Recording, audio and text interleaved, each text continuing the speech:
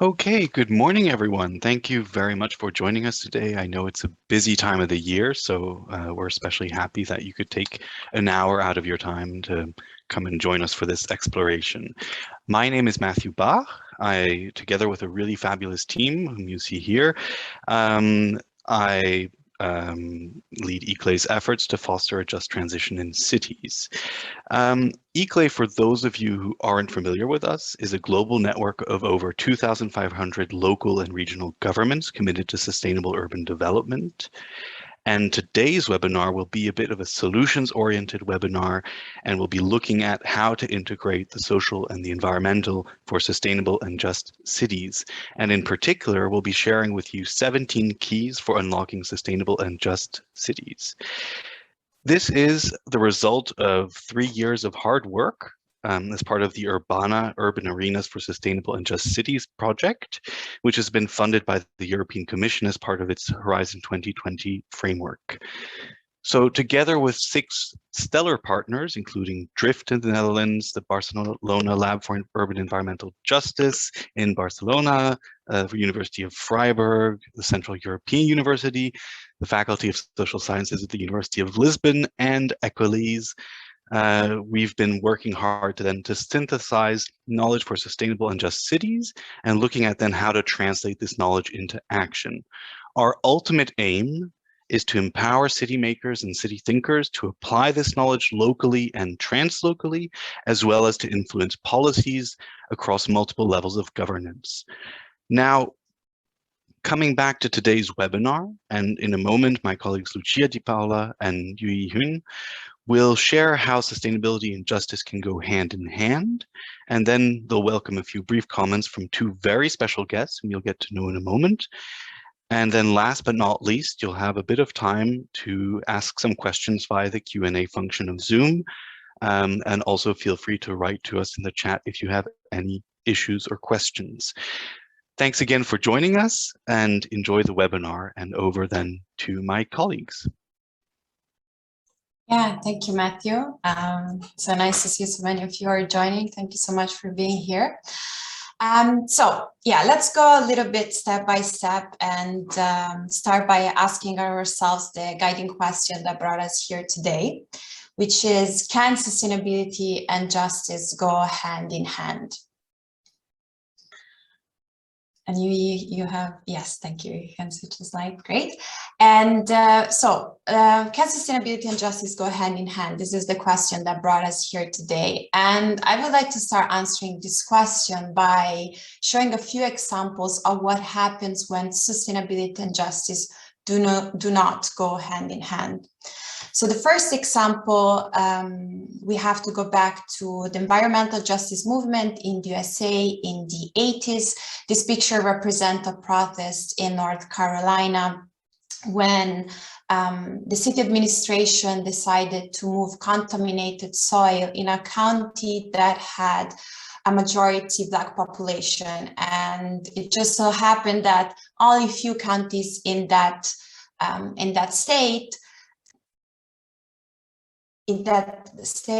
did not have access to, did not have so much majority of that population. And so this is an example that shows how sustainability burdens, environmental burdens disproportionately hit people of color and low-income people of color. Another examples that we're showing today is the Yellow Vest movement in France. This movement developed in France as a reaction of rising fuel prices, which had come from the seemingly positive intent to promote environmental sustainability and the reduction of CO2 emission, but which risked to burden again the working class, especially people living in rural and peri-urban areas.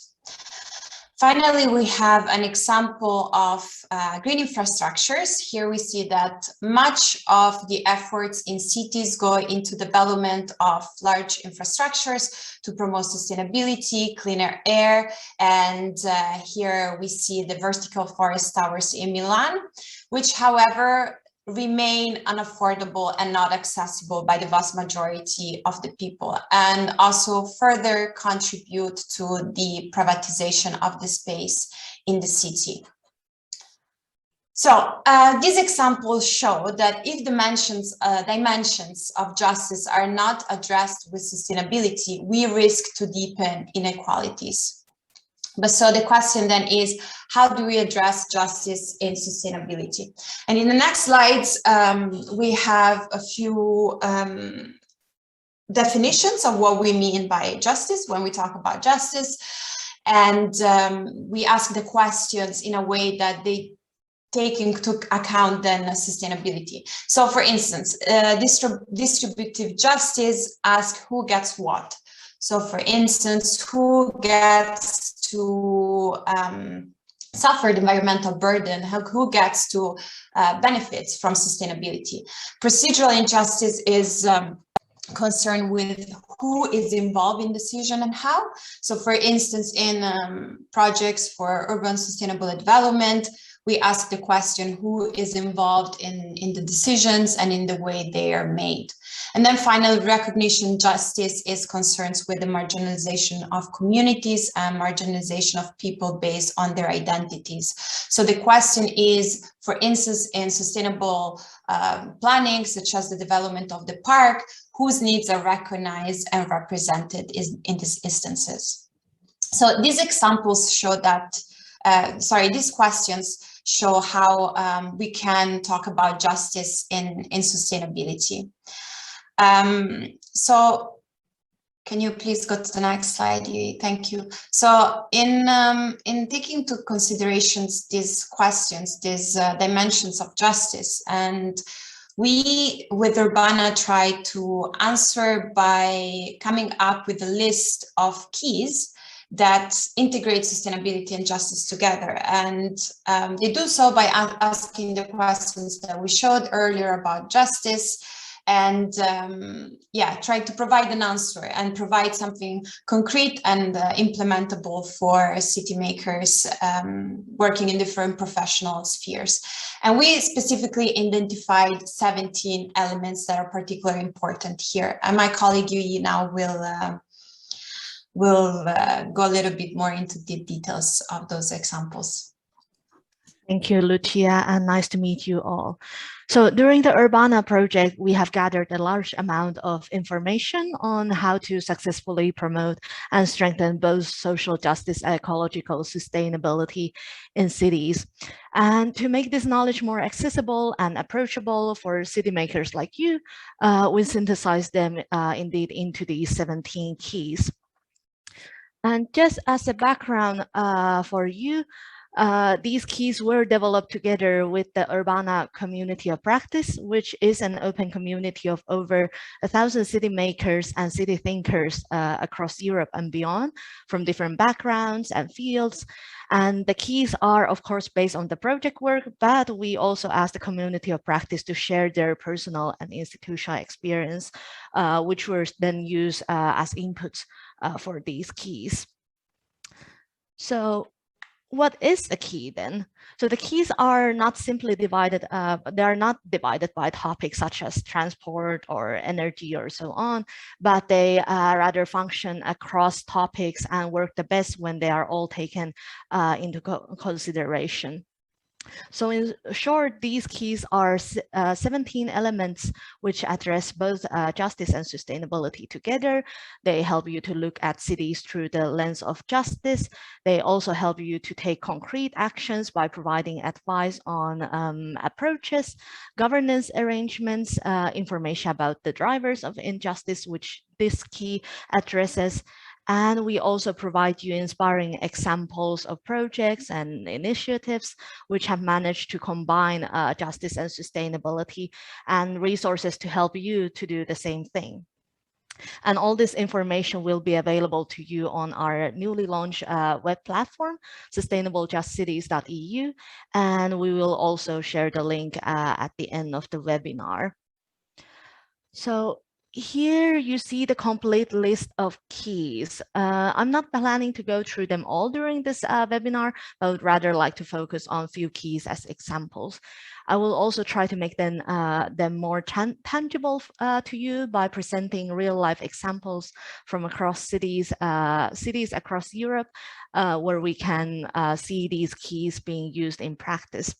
But also feel free to share with us and other participants if you also have practical examples related to the keys presented. Let me go through the complete list here.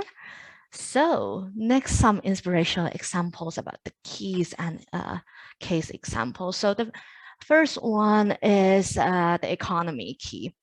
So in the economy key, we believe that the economy of a sustainable just city focuses on the creation of social, cultural, and ecological and other forms of value, not only on GDP. The economy should benefit people from different backgrounds, ages, etc., and it should also benefit the environment. So this key emphasizes an inclusive and fair allocation of resources, and it challenges the city makers to be more open to alternative post-GDP growth approaches to the economy. And this openness helps to experiment with socially and environmentally innovative concepts for the economy. And an example of such a concept is from Barcelona, where the social solidarity economy has been an important force for economic transformation in the city and across the region of Catalonia. And currently, there are over 4,700 socioeconomic initiatives in Barcelona, many of which are actively networked at the local city and regional scales. So these initiatives use the city's longstanding traditions of collaboration, mutual aid, commoning, and cooperatism. They are socioeconomic activities which prioritize meeting the needs of people and values such as solidarity, sustainability, and commitment to the community over making a profit. The Barcelona City Council also supports these initiatives by providing targeted financial support for new projects and pays particular attention to addressing structural inequalities. So the city has taken actions against corporate dominance of key sectors such as water and housing, including efforts towards the remunicipalization of energy services. And the next example is related to power key, where power dynamics are identified and dismantled for more equitable structures. The power relations characterized by inequality, exclusion, and exploitation need to be recognized and addressed. And in this key, we emphasize the transformative capacity that people have to challenge, alter, and replace existing power relations. And many of you have probably heard of or are familiar with participatory budgeting, but it takes different forms in different contexts, but it's basically about the community members deciding how to spend a part of a public budget, which in other words is essentially about sharing power, not only money, but power. Between the local government and residents. And it's an alternative approach to making decisions in the city. And to use the full potential of transformative power in participatory budgeting, the power imbalances need to be recognized in process, using the method to empower vulnerable groups that have been neglected as residents in other democratic processes. So here we had an example from Amsterdam, but however, you might already be familiar with other examples, so I'm not going to dive any deeper in this case. Then sustainable and just city is also built on solidarity, which is fairness in action. It is about sharing abundance in resources and time through equitable redistributive mechanism and sharing programs. Examples of solidar initiatives include bottom-up social and affordable housing programs, time banks, affordable food networks supporting local farmers, and so on. And here the example is from the city of Vantaa in Finland, which has successfully managed to fight hunger while reducing retail food waste. So the shared table network is a model where food producers and sellers can donate food to this network, where the centralized collection then distributes this surplus through communal meals and food bags. And the people depending on food aid are often people in disadvantaged life situations, being unemployed or having low income, for example. And while providing a community and welfare approach to food aid, these initiatives has also managed to reduce food waste, which also suggests reducing the climate impact of that food. Yeah, let's continue with waste. This example links to the finance key, which calls for new ways of funding. In 2017, the municipality of Głusów in Poland launched a procurement tender which called for service providers to provide offers which would combine sustainable waste management plan with social inclusion. And the tender was won by a local social cooperative employing long-term unemployed people and people with disabilities. And this example just shows how cities can take ownership of their funding and rechannel money towards initiatives that center environmentally sustainable or socially inclusive activities. My last example is from the art key. So our message is that art creates a sense of belonging and has the power to transform places. Sustainable and just cities promote cultural and artistic creative activities, which help to overcome verbal and emotional barriers, and they can build shared values such as justice and belonging. And art-based methods can be used to support social dialogue within and between communities, to promote vision for sustainable just cities, and to use urban, cultural, and historic areas to empower communities for a just transition. And in the example here, the city of Bologna has transformed one of the squares in the historic city center, Piazza Rossini, from a parking lot into a permanent pedestrian area. So the initiative for this project came from a participatory lab, and it aimed to restore the social and cultural values of the square, to draw public attention to the architecture around the square by installing green carpet in the square, which had both positive environmental and then social impact. It is also a popular gathering space, and due to this popularity, the municipality decided to turn this plaza into a permanent pedestrian area. So this really shows the transformative power of art and culture. And I hope that you found these examples inspiring, and I will next let Lucia to present how you could use these keys at your work. Yeah, thank you so much, Yui, for presenting the keys and some concrete and inspirational examples. So now concretely, we have seen that there are 17 keys that address sustainability and justice together, and that each one of them already has inspirational examples across Europe, which we mapped and collected on the website. So how can the keys now be used? So first of all, it's important to know that the keys are interdependent. We don't think that the keys can really work in silos, but rather they work together and they support each other. Then we see the keys as a useful checklist that all of you can use to check whether a project that is promoting sustainability is actually also integrating these dimensions of social justice. So by looking at the accessibility key, for instance, or the power key, you can see what are the structures behind, are people being included and how in these projects. And then we think that the list of 17 keys can be really useful to inform policy drafting. So for instance, the drafting of policy recommendations for different levels of governance. The keys can be a really useful tool to check whether the policies are also integrating dimensions of social justice. And then we wrote them really taking into consideration the perspective of diverse city makers. In fact, they were written by diverse people. And yeah, we welcome researchers, practitioners, administrators, policymakers, local governments, urban planners, activists, community organizations, civil society representatives to use the keys.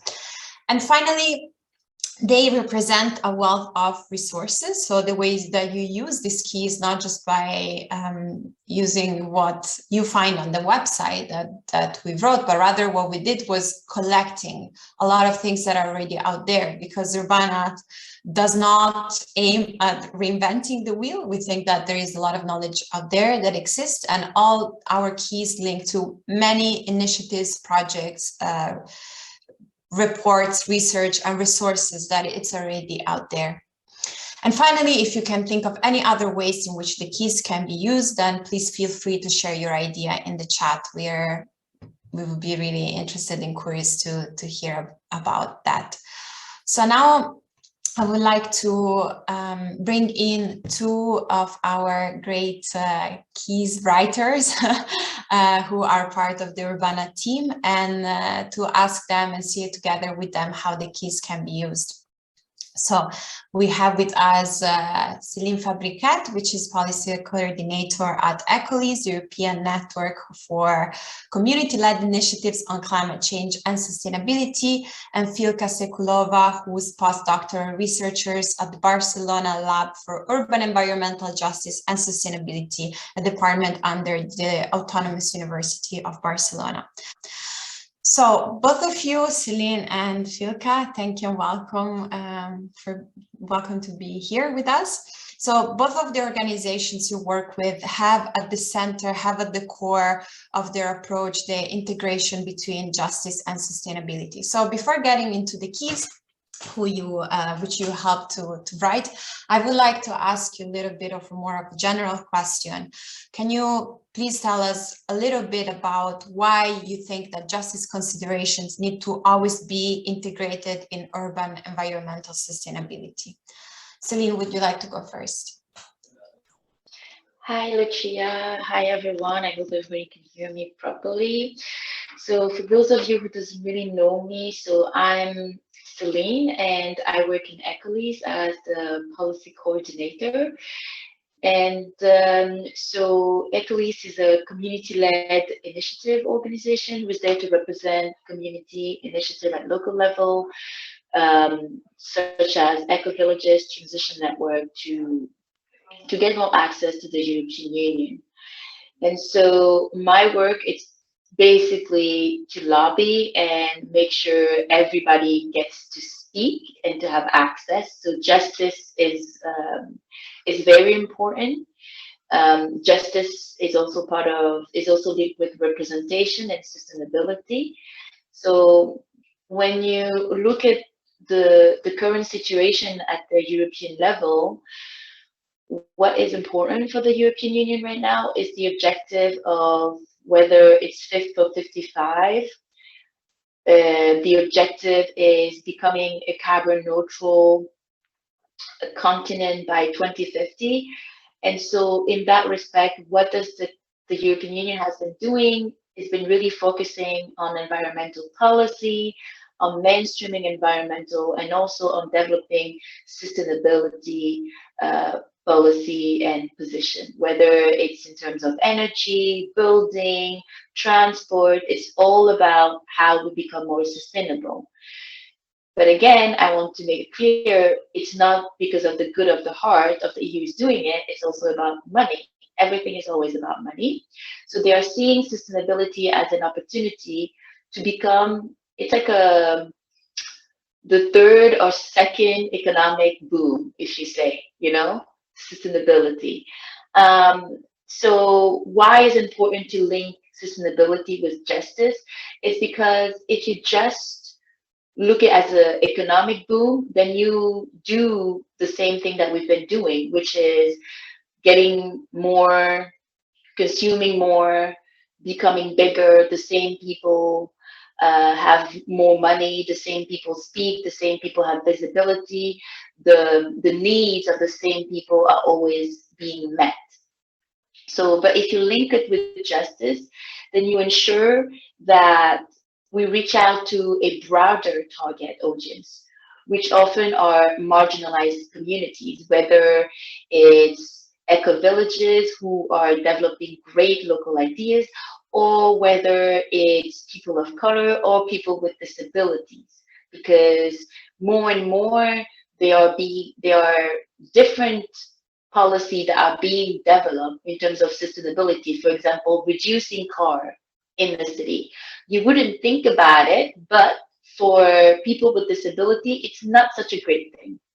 So this is why we always push for a more intersectionality approach when you're thinking of developing sustainability cities.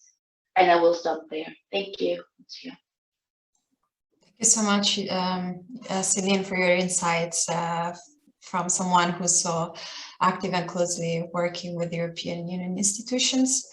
Filka, then I'll ask you the same question. I would like to hear from you. Why do you think it's so important to take considerations of justice when we talk about sustainability? Thank you, Lucia, and welcome everyone to this webinar. Well, firstly, perhaps it's also useful to add a little bit more on what is social justice. Social justice is inclusion, accessibility, kind of capacity and ability to participate in politics, but also acknowledgement, also reparation of past damage, also economic redistribution, what Celine was talking about. So all this from the perspective of those who are most vulnerable. So when we talk about urban sustainability, we often mean, let's say, new green avenues, let's say, green corridors, organic food, renewable energy, clean transport. Most of these interventions could be expensive and therefore unaffordable and eventually exclusive, and hence deepening existing inequalities. So if social justice is not somehow embedded in sustainability thinking, we could further fragment societies. We can create some sort of sustainability bubbles, sustainability ghettos. We could deepen social polarization, we could deepen poverty rates, we can eventually increase social conflicts. So such kind of negative effects would bounce back on our sustainability targets. And actually we cancel off their benefits, actually more than cancel their benefits. Let's take urban green revitalization, green avenues or urban forests. These tend to be associated with the increase of the pricing of nearby homes, like rental prices go up.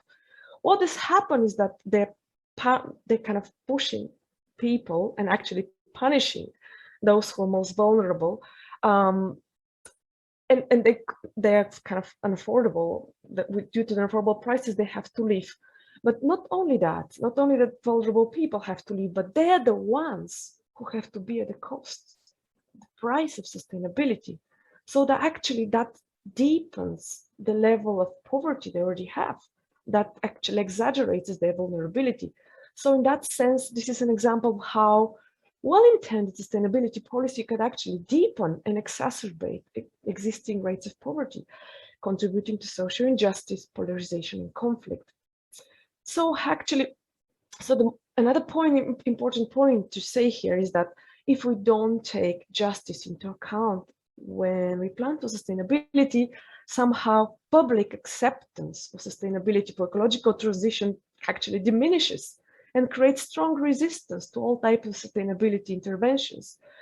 So, and public resistance to sustainability politics in the context of climate chaos is problematic, is a serious issue. So basically, my point is that we cannot think of sustainability in separate from justice. They're part and parcel of the same thing, of the same coin, of the same union, and somehow it's impossible to untangle them from each other. And by saying this, I'm not saying that it's easy to do, but it means that we just need to think differently of sustainability. And I'll leave it here. Thank you so much, Filka. I think you went into some really good examples of the 10 drivers of injustice in the context of sustainability, which we also mapped in throughout the project of Urbana, and that will be available also on the website that we're going to share with you. So I think that really speaks a lot towards what Filka was talking about now. Okay, so now I would like to move then to another question, and ask from both of you if you can share with us 1 or 2 insights on how you think that the keys that we mapped in Urbana, the 17 keys we came up with for sustainable and just cities, can actually be useful for those who are listening to us today. Celine, would you like to start? Thank you. So I think what I would say, and I think you already started, like you talked about it a little bit, but I will go even further, is to look at the key as elements that can evaluate, whether it's the programming or planning of any sort of city activities. Like, it doesn't necessarily need to be a planning of a big project. It can be as small as the city is, and those keys can be really useful. It reminds people of who needs to be in the room and who needs to be, provided access, and in order for them to participate in the development of that sustainability project. But also a great way, and I think for looking at the European level, the EU, okay, so 90% of the EU budget goes back into member states, and it's usually into EU program, whether it can be like programs such as regional program, it can be energy program, it can be farming program, research program, and so on and so on. So the EU usually give 90% of his total budget back to his member state. But then when it comes to evaluate, I feel like there's a bit of a lack in this instance, because when you look at who always get the money, then it's always the same. It's the same organization that get the money. It's always for the same type of project, but we don't see any evolution or change or anything really major changing. And so I feel like if we use the key to be able to not only evaluate before providing funding to a certain organization or to a city based on the project that they put forward, but also evaluate at the end using the keys again in regards to the outcome and the success of a project. So that's one thing that I would say. And the other thing I think that's also important, and it was also mentioned before, is that we have to understand that sustainability, when you think about it, it's really about the longevity and the protection of the nature. But then the link with nature is to put forward the importance of the human being to also be protected. So both of them, that's the reason why they're very, very important. And I think the other example that I will say in regards to the keys, it's about accountability. I think that's very, very important. And one of the big, the most recent example that I could tell you about accountability is last weekend, the European Youth event were organized in Strasbourg. A lot of young people of color and Muslim people were invited and they were there. But then a lot of the initiative, a lot of the discussion that they were leading got disrupted by far right young people that were also sponsored by far right MEPs.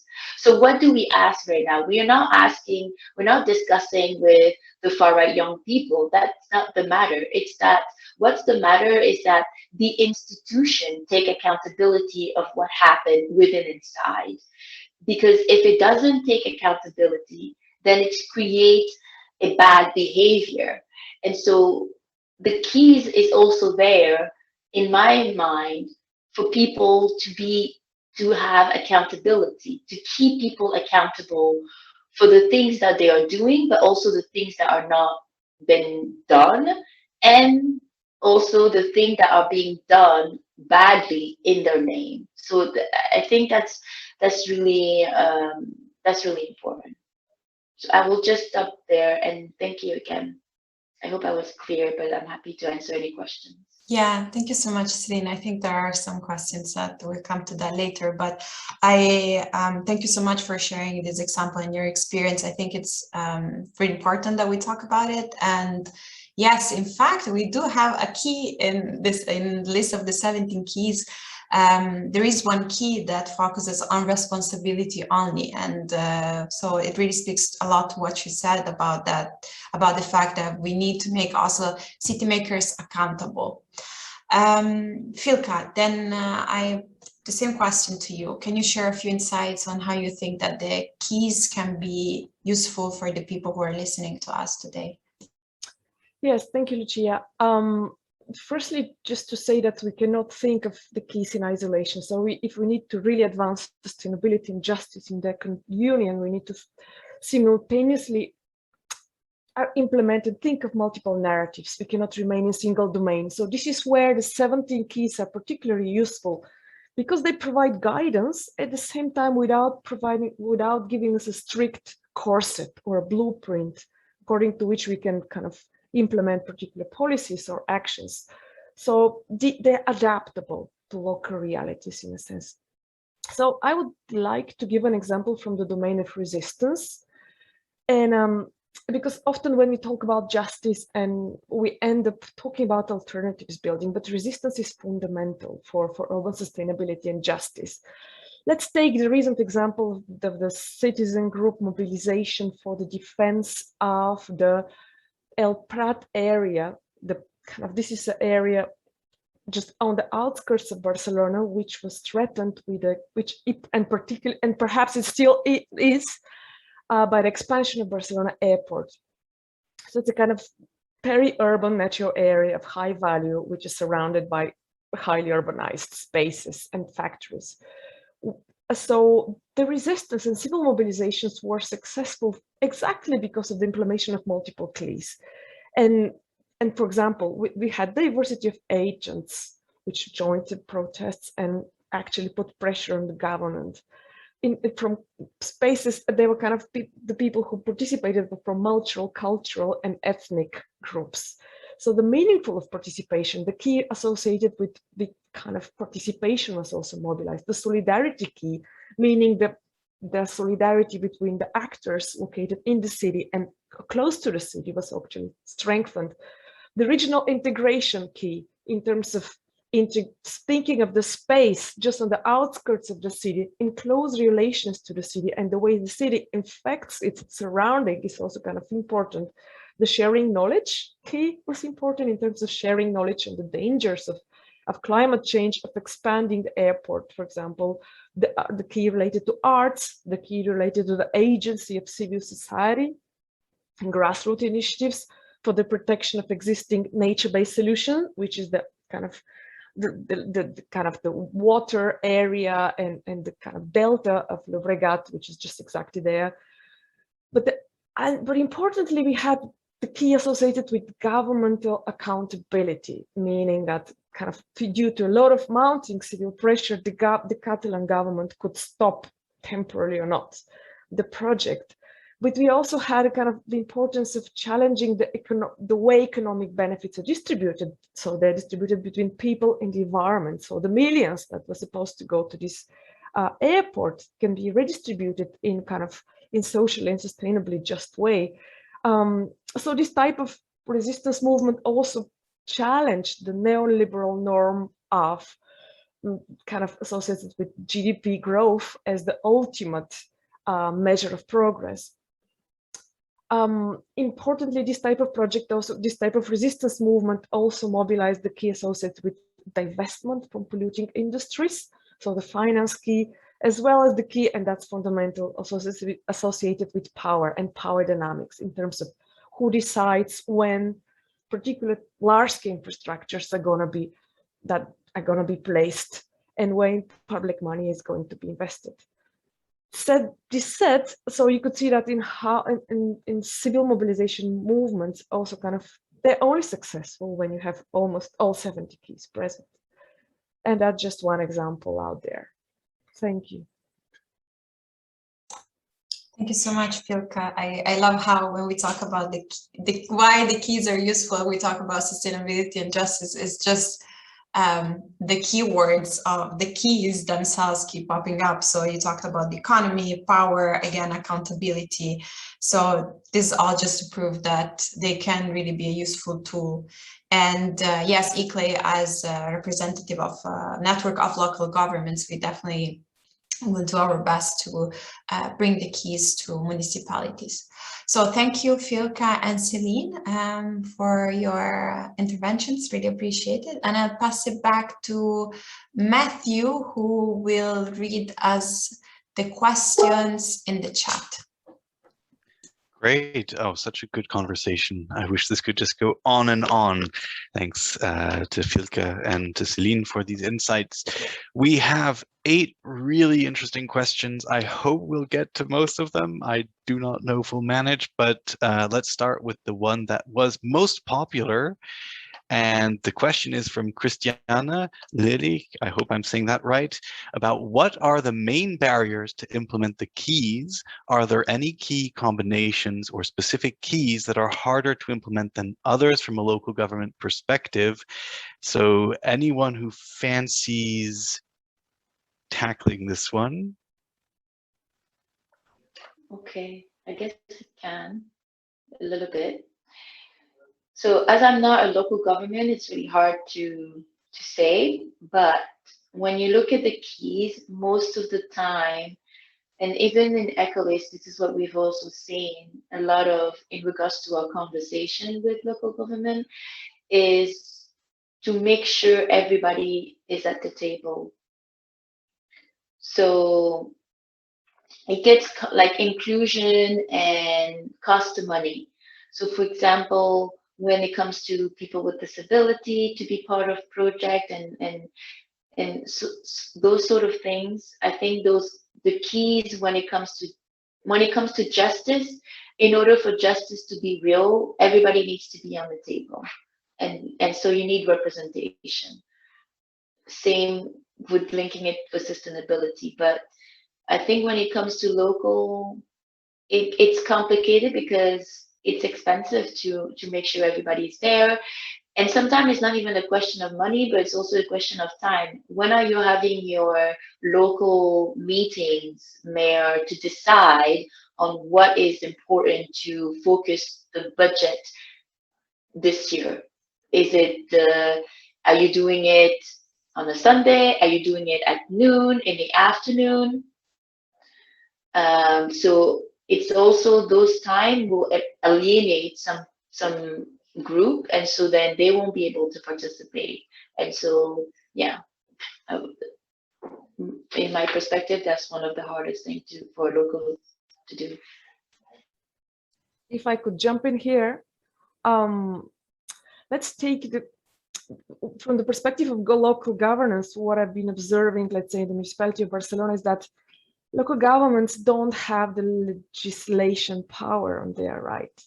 For example, when the super blocks in Barcelona have been implemented, or when, let's say, the process of naturalization of the city is going forward, any type of associated increase in the rental prices can hardly be offset by the city municipality because they don't have the legal rights to impose price controls and rental controls. This is done by central government. And then central government has another type of ideology around that. And they kind of, let's say, a little bit more focused on economic growth and let's say accumulation. So this type of legal patterns are kind of in which city governments are often trapped is a problem.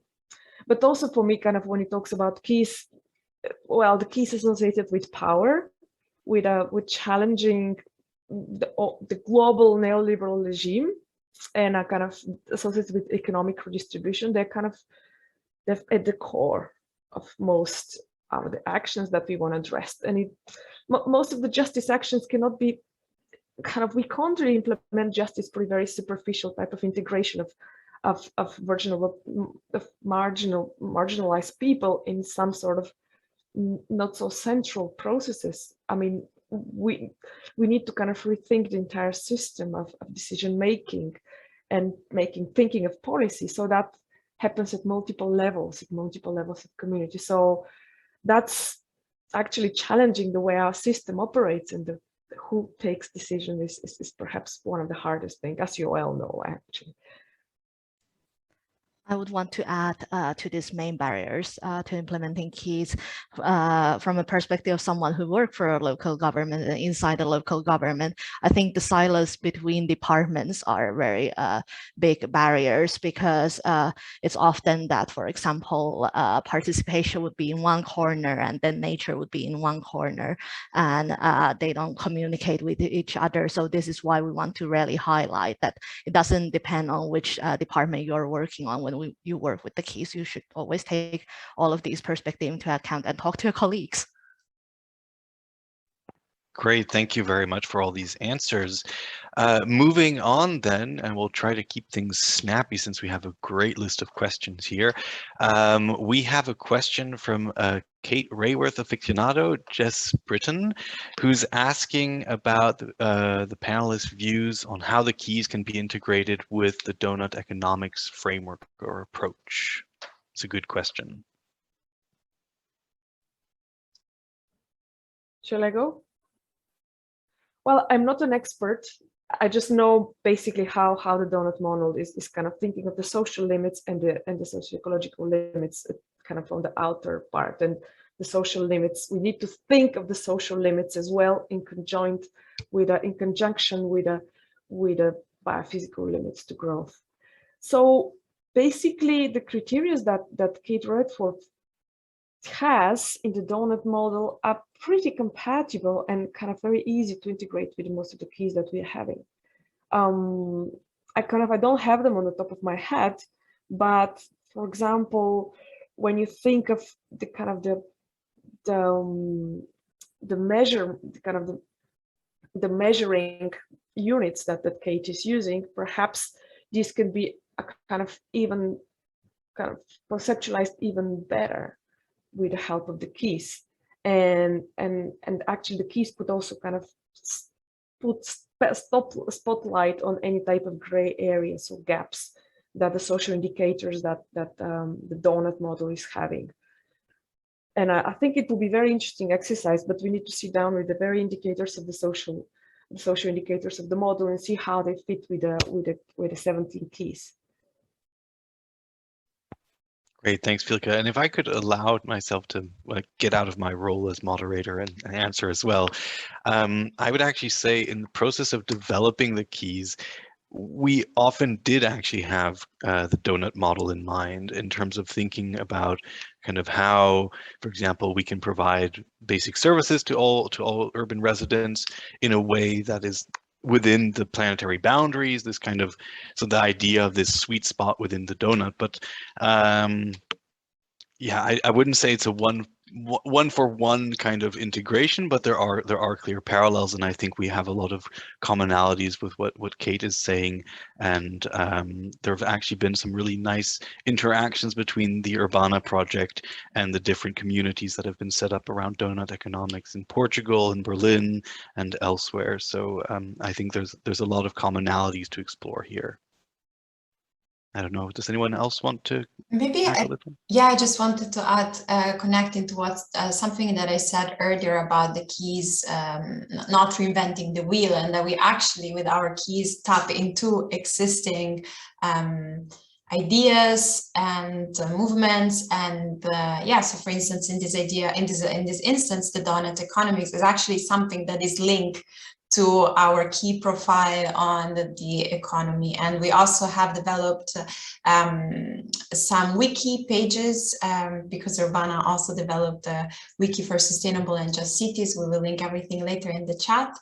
And we had one approach specifically looking at all kind of indicators that go beyond GDP. So really very much fitting with a lot of the donut economic point of views. Great, thank you very much.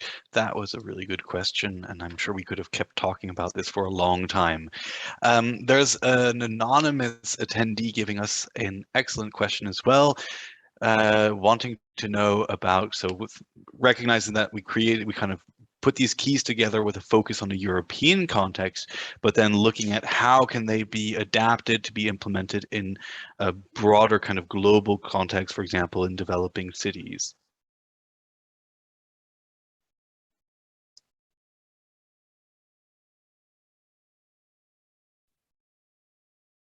Shall I?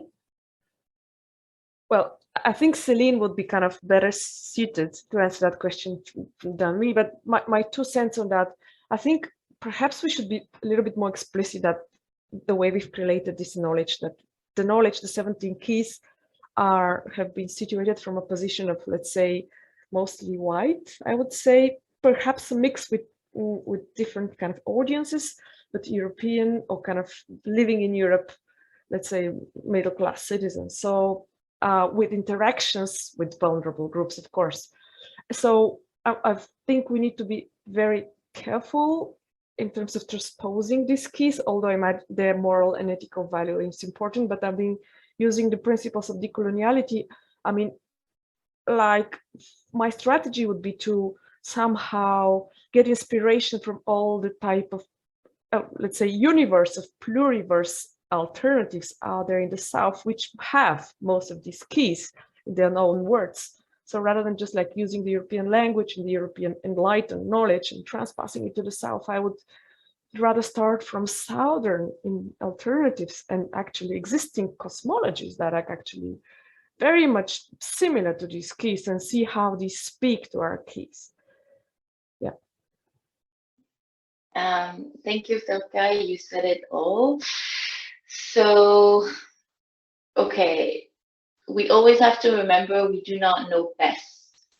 We know best into the European context and the way Europe wants to go in terms of fast lane. Maybe other southern countries are not there because in terms of economic situation, it's usually about, well, is it health or is it nature? This is the question that people have to focus on. Is it food or is it death? This is the sort of question that they have to think about.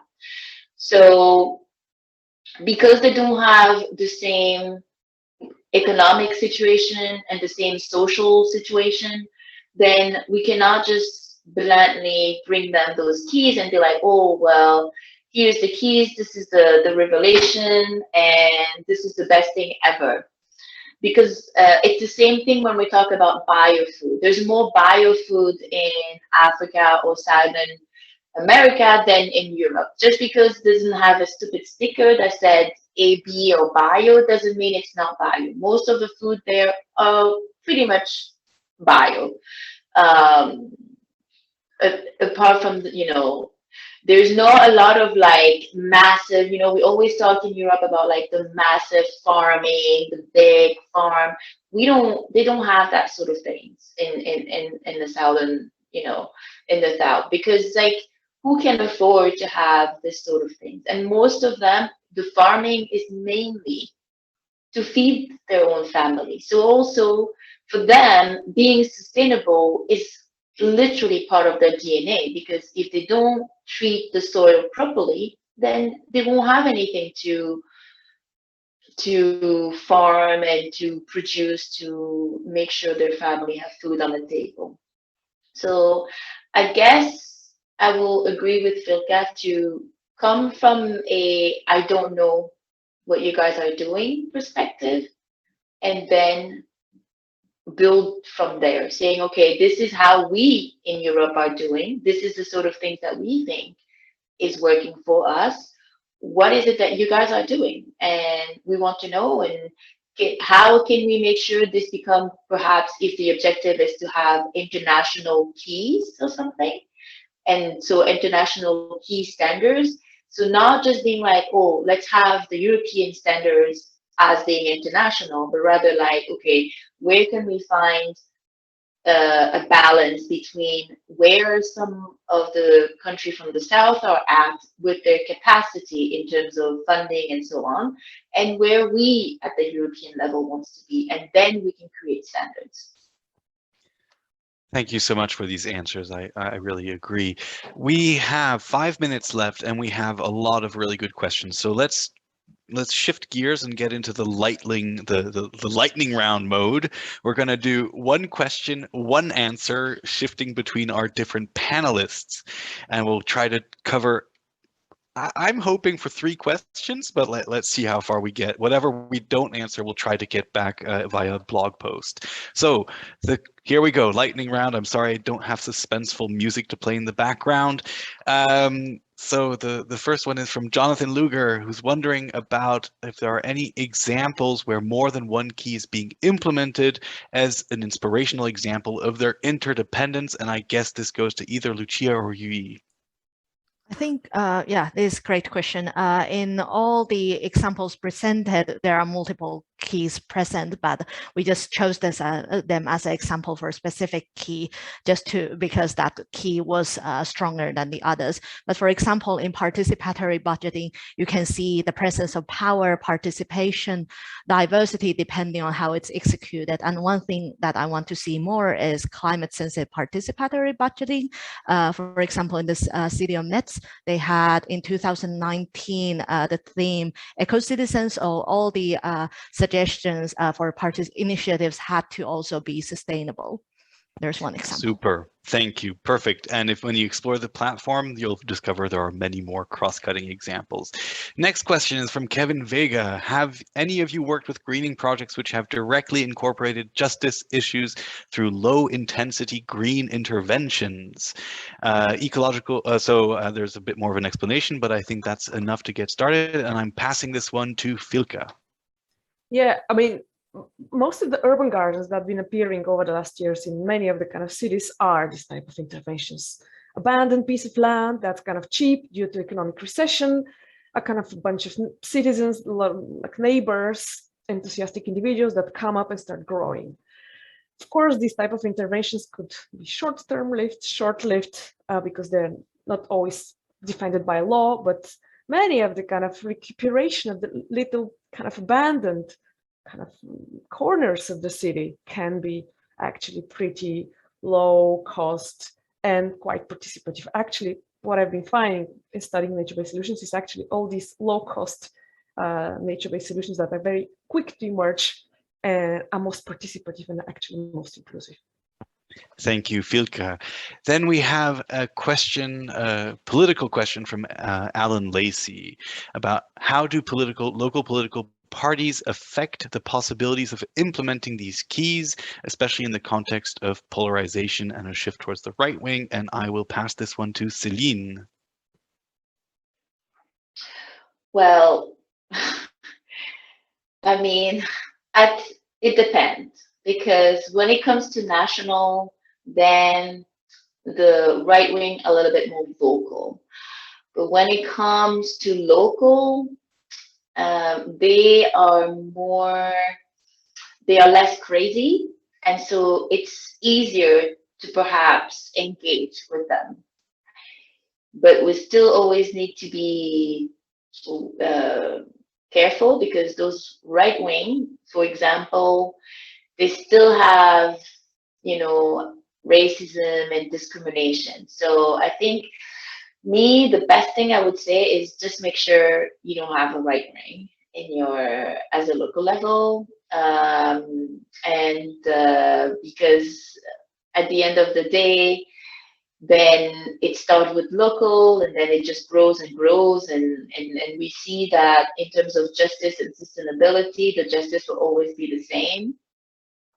White people will get the justice, and migrant and people of color and people from different origin will not get that justice. So then you will have perhaps the sustainability, because more of them believe in climate change. There's just a little minority that don't believe it, but then the justice aspect will be gone. Thank you so much. And I have just heard the church tower outside ringing that it's noon here. So I'm afraid we're going to have to stop here. Thank you so much, everyone, for, to especially Lucia and Yui for setting up the webinar, to Filka and Celine for taking part as panelists. I also really want to thank Sophia, who's been invisible, but has been our tech host. And without her, this would not have worked. So thank you. And to everyone who's not had their questions answered, keep an eye on our social media and everything. There will be a blog post where we try to get back to you. Thanks again, everyone, and do keep in touch with us.